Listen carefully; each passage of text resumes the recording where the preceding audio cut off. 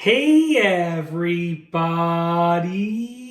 I'm here today to show you and tell you how to attach a diffuser to a hairdryer.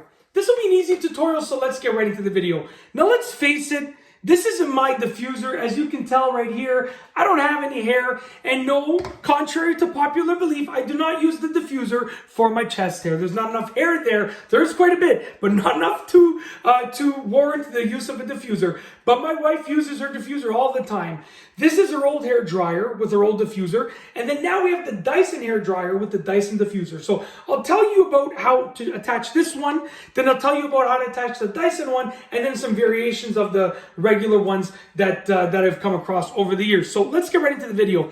What you want to do is you want to get your diffuser, and your diffuser has two sides. One side is going to be the part that diffuses the hair, as you can see right over there. It has all these little sort of pegs that are sticking out, okay? And then the other side is going to be this side that attaches to the hair dryer edge, the hair dryer nose. Then you're going to have your hair dryer right here. Now, most likely for your diffuser to attach to your hair dryer, you just have to line it up properly and give it a somewhat decent amount of force to push it in place. As you can see, it's not going to come off. It's in place, and in order to take it off, I got to give it a good amount of force as well. So to attach it, you just push it in place in the right orientation when it's lined up, and then to detach it, you just pull it off.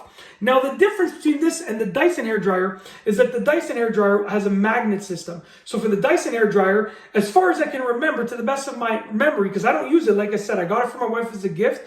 I showed her how to use it. She uses it all the time, and I've only used it for videos. I've never used it for my own self. So essentially, for the Dyson, you just line it up, and it magnetically holds it in place. And the only variation that I've seen with the diffuser, instead of just pushing it in place, other than the magnet option that I've seen on the Dyson, is that sometimes you might have to twist it in place. So sometimes there's a locking mechanism where you slide it and you twist it in place.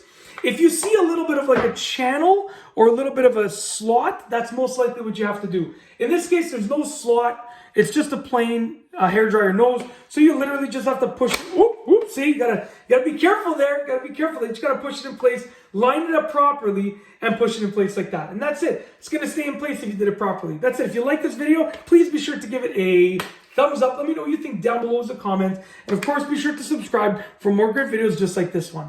And that's all I have for you today. Thanks for watching.